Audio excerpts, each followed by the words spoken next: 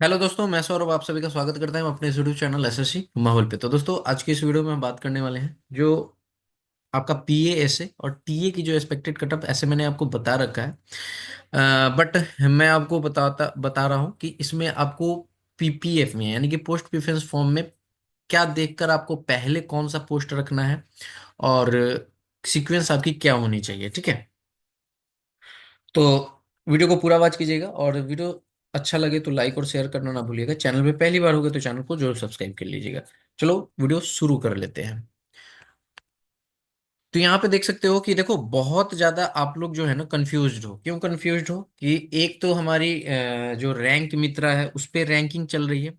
ठीक है, और एक हमारा ये लर्निंग एरा है उस पे रैंकिंग अलग चल रही है। ठीक है, अब बहुत सारी चीजें हैं कि वैकेंसीज जो है हमारे पास, वो अगर 2400 ग्रेड पे की बात करें, साढ़े 2400 मिलाकर, तो यूआर की 3616 है, ओबीसी की 2115 है, ईडब्ल्यूएस की 798 है, एससी की 1337 है और एसटी की 807 है। ठीक है, ये 2400 ग्रेड पे की है। अगर ओवरऑल बात करोगे तो 7600 आपकी वैकेंसी यूआर की है और ओबीसी की 2791 के आसपास है जहां तक मुझे याद है। 4540 ओबीसी की है। ठीक है, 1700 समथिंग आपके यहाँ पर, 1700 प्लस मुझे पूरा याद नहीं है, ईडब्ल्यूएस की है। और 1575 आई थिंक एसटी की है। तो ये पूरी वैकेंसी है सारे ग्रेड पे लेकर।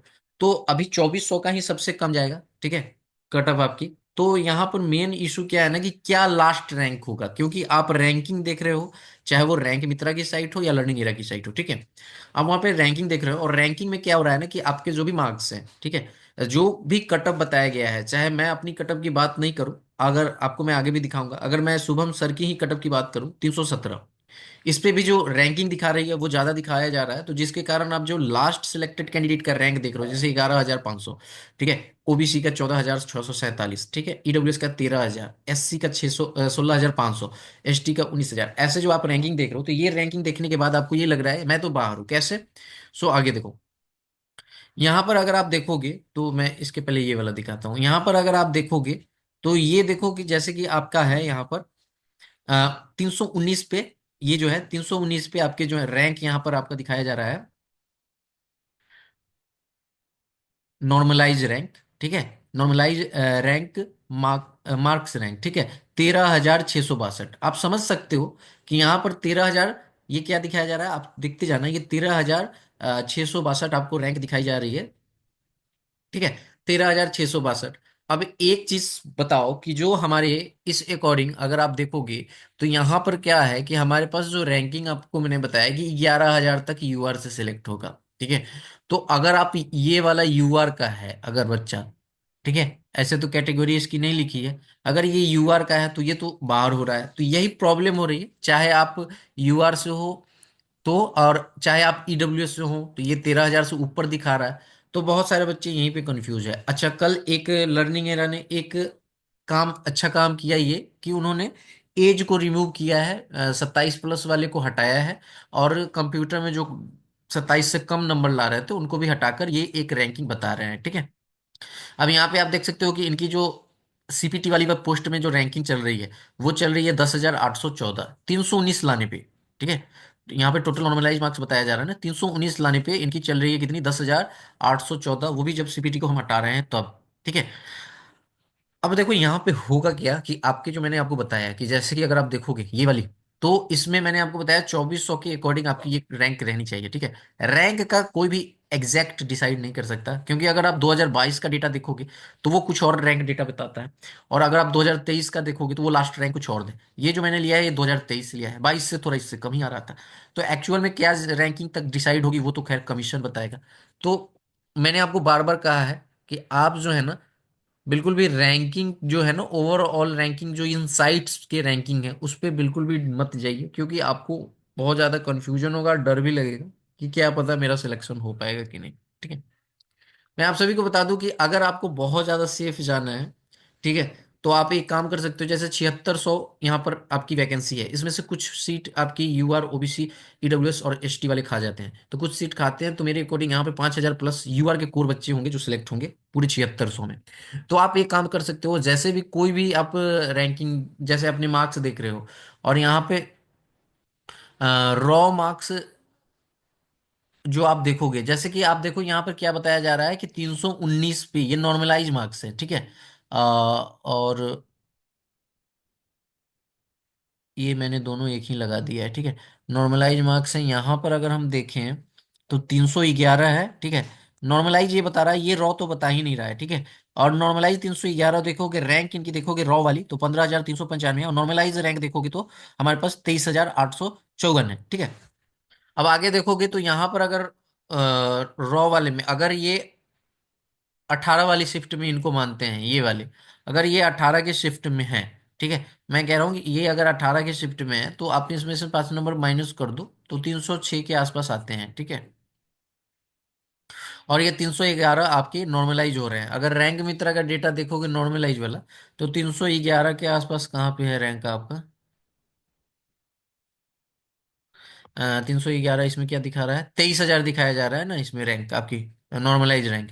और यहाँ पर अगर आप देखोगे तो 311 में आपके यहाँ पर कुछ इस तरह से आपके रैंक है। तो देखो ये 23,000 तो लगभग 305 पे ये बताया जा रहा है रैंक मित्रा का नॉर्मलाइजेशन। अब आप कहोगे कि यहाँ पे 100 मतलब 1,08,000 कैंडिडेट का है और वो जो डेटा है 1.5 लाख कैंडिडेट का है, ठीक है। तो देखो मैं आपको बता दूं कि जिन लोगों ने रैंक मित्रा पे चेक किया है उसमें मैक्सिमम कैंडिडेट जो होते हैं वो सीरियस एस्पिरेंट ही होते हैं, नहीं तो कोई भी कट ऑफ प्रिडिक्ट नहीं किया जा सकता अगर ऐसा चीजें पहले भी होती तो, ठीक है। अब मुझे नहीं पता है कि वो 1.5 लाख डेटा कैसे क्रिएट हुआ है, मैं इतना नहीं जानता। मुझे इतना पता है कि ये रैंक मित्रा ने ये डेटा दिया है और इस पे सभी कोई चेक करते हैं। तो यहाँ पर आपकी ये रैंक आ रही है, अगर आप उनकी रैंक देखोगे तो 23,000 बताया जा रहा है 311 पे नॉर्मलाइज पे। अगर 311 यहीं पे कहीं पे है तो आप देखो 23,000 तो यहाँ पे आ रहा है, ठीक है। अगर आप इसमें 42,000 कैंडिडेट का डाटा कह रहे हो कि ऐड करते हैं, तो मुझे नहीं लगता कि 42,000 में बहुत सारे ऐसे कैंडिडेट होंगे जो आपका यहाँ पर जो आप रैंक देख रहे हो ना 311, यानी कि यहाँ पर आपके 17 यानी कि 7-8 हजार ऐसे कैंडिडेट हो जाएंगे जो आपके यहाँ पर ये मार्क्स ला रहे हो, मुझे नहीं इसका गारंटी। मैं इसलिए ये रैंक आपको इसलिए ज्यादा दिखाया जा रहा है ना क्योंकि ये क्या कर रहे हैं ना कि 20 वाले में भी नॉर्मलाइज अच्छा खासा कर रहे हैं। अब पता नहीं क्या सीन है। एक चीज मैं आपको और बताऊं कि ये आप देखोगे तो ये गगन सर के भी साइट पे आप जाके चेक कर सकते हो अपनी रैंकिंग। तो उनके द्वारा बताया गया था जो कि टॉप कैंडिडेट जो थे वो फर्स्ट पे आ रहे थे पवन कुमार जो 370 मार्क्स लाए थे, और दूसरे पे आए थे ये पशु आए थे, ठीक है। यहाँ पर तीसरे पे भावना, ये आप देख सकते हो। यहाँ पे क्या है ना कि आपकी अगर इन्होंने 1.5 लाख कैंडिडेट का डेटा निकाला है, ठीक है, तो इनके भी डेटा होने चाहिए थे। बट इनका अगर आप रैंक सॉरी लर्निंग एरा का टॉप कैंडिडेट देखोगे तो सबसे पहले शुभम अग्रवाल, ठीक है, यहाँ पर। फिर सेकेंड में आ रहे हैं, मतलब इनके अकॉर्डिंग शुभम अग्रवाल टॉप पे जा रहे हैं जो कि 368 मार्क्स हैं। और ये पशु जो है इनके जो है पशु पुलिति जो है ये इनके कितने हैं, 363 है। यहाँ पे भी आप देख सकते हो डेटा 363 है, ठीक है। भावना का भी आप देख सकते हो 357 है, यहाँ पे भी 357 है। तो ये 370 वाला पवन है ही नहीं इसमें, शुभम अग्रवाल करके, ठीक है। समझ रहे हो, तो ये इनके टॉप में ना ये पवन तो है ही नहीं। अब पता नहीं डेटा कैसे इन्होंने निकाला है, मैं इसके पीछे नहीं जाऊंगा, सबकी अपनी अपनी थ्योरी है। बस आप लोग मेरे से जुड़े हुए हो तो मैं आपको कह रहा हूं कि आप रैंकिंग पे बिल्कुल भी डिपेंड ना रहो, ठीक है। आप अपने मार्क्स पे जाओ। अगर आपको बहुत ज्यादा सेफ जाना है तो मैं आपको बता देता हूँ, देखो नॉर्मलाइज का किसी को पता नहीं, वो तो एसएससी ही जानेगी कि कैसे नॉर्मलाइज करती है, ठीक है, क्या वो ट्रेंड करती है। मैंने जहां तक देखा है अगर हार्ड शिफ्ट में ज्यादा मार्क्स है तो बढ़ते हैं, बट रैंक मित्रा और लर्निंग एरा हार्ड शिफ्ट में कम स्कोर, सेक्शन 1 में कम स्कोर करने पे ज्यादा बढ़ा रहा है। अब क्या सिचुएशन है, कौन सही कौन गलत नहीं बता पाऊंगा, ठीक है, वो तो अब एसएससी जानेगी। लेकिन मैं आपको बता दूं कि जैसे मैंने आपको कहा कि 5,000 यूआर से सेलेक्ट होंगे, तो आप अपनी जो रैंक है ना वो 5,000 देख लो कहाँ पे आ रही है, ये रॉ है, ठीक है। रॉ वाला है, अगर आप देखोगे तो 315 के आसपास आपको रॉ दिख रहा है कि 5,000 रैंक सेलेक्ट हो रहे हैं। अगर वहीं पे नॉर्मलाइज में देखोगे, ठीक है, नॉर्मलाइज में देखोगे यहाँ पर तो 5,000 तक आपको कहाँ पे आ रहा है, ये भी यही 317 के आसपास आ रहा है, 317 मान सकते हो। तो 2 नंबर का आपको रॉ से ज्यादा आ रहा है जो यूआर के बच्चे सिलेक्ट हो रहे हैं। मैं आपको सिंपल यही बताऊंगा, ये ओवरऑल रैंकिंग में मत जाओ, मैंने आपको बार बार बताया हुआ है, ठीक है। अब बच्चे फिर वही कहेंगे ना कि ज्यादा बच्चा है, 1.5 लाख बच्चे हैं, ये तो 1,08,000 कैंडिडेट का डेटा है और यहाँ पर 1.5 लाख बच्चे हैं। देखो मैं आपको बता दूं कि मेरे एक्सपीरियंस से और जितने भी आपके सिलेक्टर्स होंगे आप किसी से भी बात कर लो, मुझे नहीं लगता कि जो बच्चे रह गए हैं वो ज्यादा सीरियस होंगे, और उनके बहुत ऐसे वाले मार्क्स होंगे जो आपकी इसको बढ़ा देगा। मैंने सिंपल सा आपको कहा है कि आप अपनी जो है ना रॉ मार्क्स देखो, रैंक।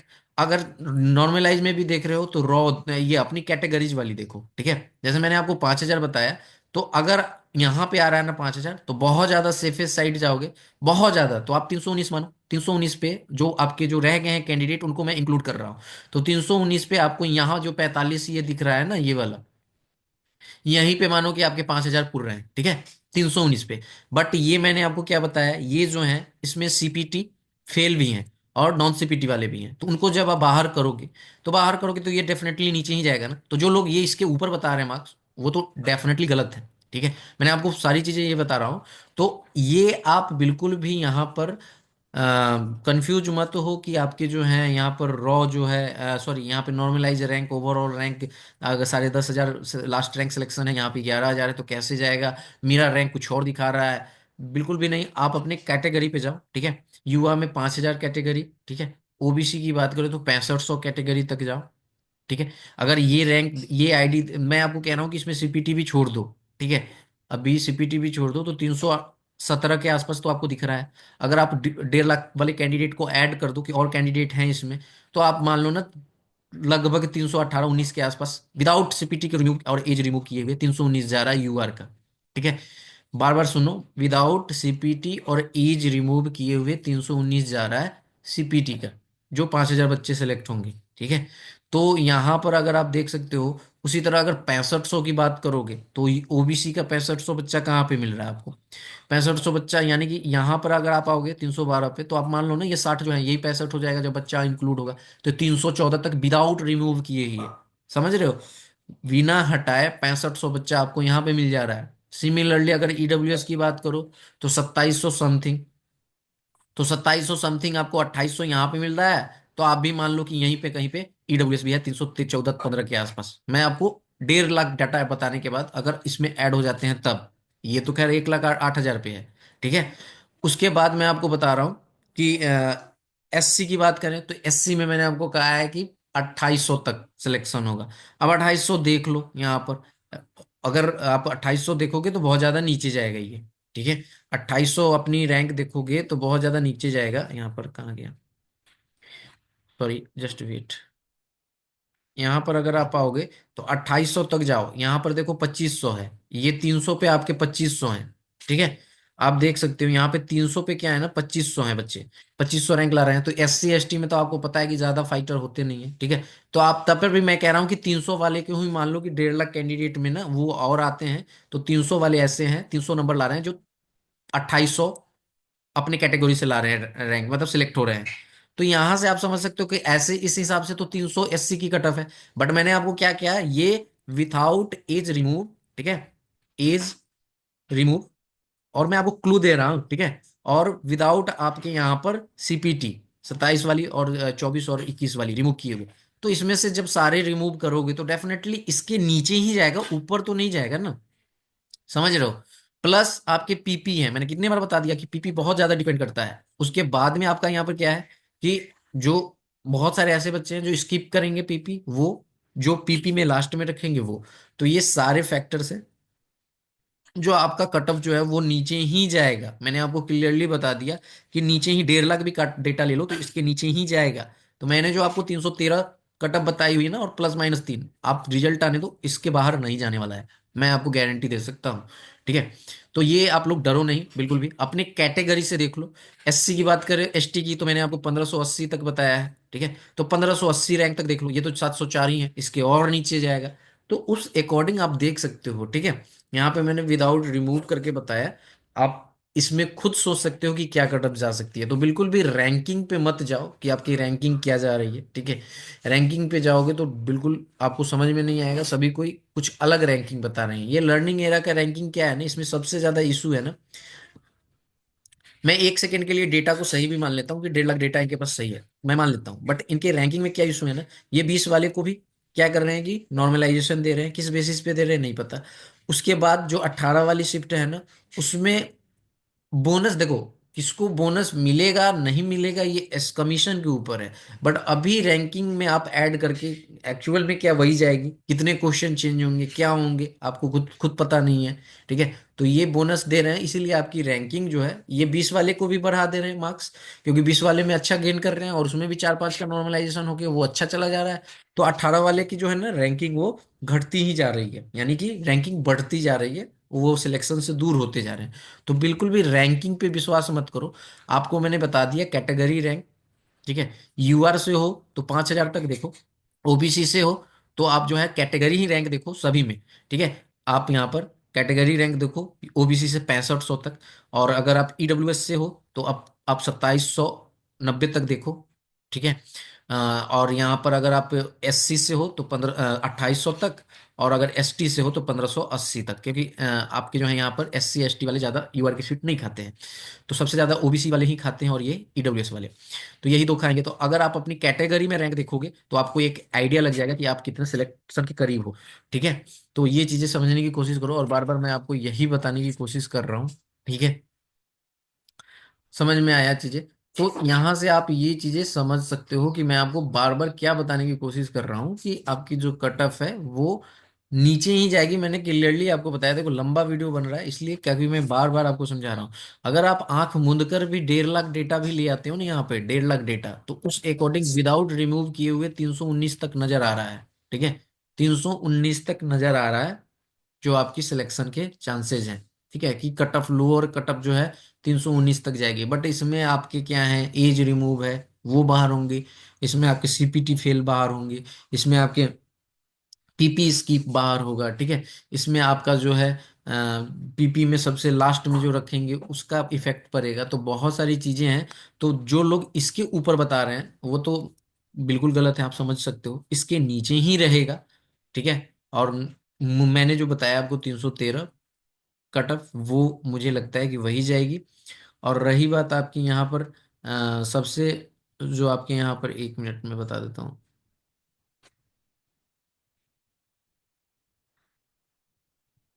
सबसे जो आपकी यहाँ पर, सॉरी, लोअर कटअप की मैंने आपको बताया ना कि 313 आपकी +-3, यहाँ पे देखो +-3 मार्जिन रखने का मतलब है कि अभी मैंगो वाली ये सारे बोनस मिलेंगे, तो क्या पता कुछ चेंज हो जाए, तो इसलिए इसी के आसपास कटअप रहेगी। मैं बार बार आपको बता दिया हूँ। अच्छा, बार बार आप लोग ये जो अदर कैटेगरी वाले हैं वो कमेंट कर रहे थे कि हमारी कटअप को आप बता, देखो अदर कैटेगरी का डेटा नहीं होता, तो डेटा के अकॉर्डिंग हम नहीं बता पाते कि क्या आ जाएगी, बट मैं आपको रफली बताना चाहता हूँ कि आप अगर अदर कैटेगरी में हो तो आपकी क्या कट ऑफ जा सकती है। ठीक है, अगर आप यहाँ पर बात कर लेते हैं कि यहाँ पर अगर आप एच कैटेगरी से हो, मैं थोड़ा लिख लेता हूँ फिर मैं आपको बताता हूँ। तो यहाँ पे देखो अदर कैटेगरी वाले जो भी क्वेश्चन ये पूछ रहे थे कि आपका क्या यहाँ पर रह सकता है मिनिमम कट ऑफ के लिए, तो भाई मेरे अकॉर्डिंग आपके जो ओएच कैटेगरी से हो तो 283। ठीक है, ईएसएम से हो तो 265, पीडब्ल्यूडी अदर से हो तो 227, एचएच से हो तो 237, और वीएस से हो तो 297, +-3 की आपकी मार्जिन रहेगी। ठीक है, तो देखो इनका प्रिडिक्ट मतलब वो डेटा तो नहीं है, बट मैंने पिछले ईयर से थोड़ा सा आपको प्रिडिक्ट करके बताने की कोशिश की है कि कुछ इसी तरह से आपकी कट ऑफ रह सकती है। ठीक है, तो आई होप कि ये वीडियो आपको अच्छी लगी होगी। तो मैं लास्ट में भी आपसे यही रिक्वेस्ट करूंगा कि रैंकिंग पे मत जाओ। ठीक है, मैंने आपको बता दिया रैंकिंग पे मत जाओ, अगर आपको रैंक देखना ही है तो कैटेगरी रैंक देखो। ठीक है, और कैटेगरी रैंक देखने के बाद भी आपको लगे कि बहुत ज़्यादा रैंक मेरा बताया जा रहा है, तो भैया उसमें से बहुत सारे रिमूव होंगे। तो ऐसा नहीं कि आप कैटेगरी रैंक के साथ सभी की कट ऑफ प्रिडिक्शन भी देखो। ठीक है, तो ये चीज़ें देख के कोशिश करो, क्योंकि अगर आप देखोगे तो मैं आपको बता दूं कि यहाँ पर अगर आप देखो तो ये किस कैटेगरी से है नहीं पता, बट इनकी कैटेगरी रैंक क्या बता रही है नॉर्मल एज में, 41, 4121। ठीक है, समझ में आया? अगर यहाँ पर अगर आप देखोगे, कैटेगरी इनकी तो नहीं बताया जा रहा है, मैंने जो लगाया है उसमें नहीं पता चल पा रहा है। ठीक है, तो अगर ये देखो इनकी कैटेगरी अगर आप देखोगे तो देखो ये ऑल ओवर तो ये बता रहे हैं, मेरे अकॉर्डिंग ये यूआर से ही होंगे। तो अगर देखोगे तो यहाँ पे तो आपके ये कैटेगरी रैंक तो कम ही बताया जा रहा है। ठीक है, पता नहीं किस कैटेगरी से है। बट कैटेगरी रैंक ही आप देखोगे तो अभी समझ पाओगे। अगर ऑल ओवर रैंक देखोगे तो मुझे नहीं लगता कि आपको आइडिया लग पाएगा, और आप कंफ्यूज ही होगे कि आप बाहर हो रहे हो। तो इस वीडियो में इतना ही, मिलेंगे अगली वीडियो में। जय हिंद, जय भारत, सभी को ख्याल रखिएगा।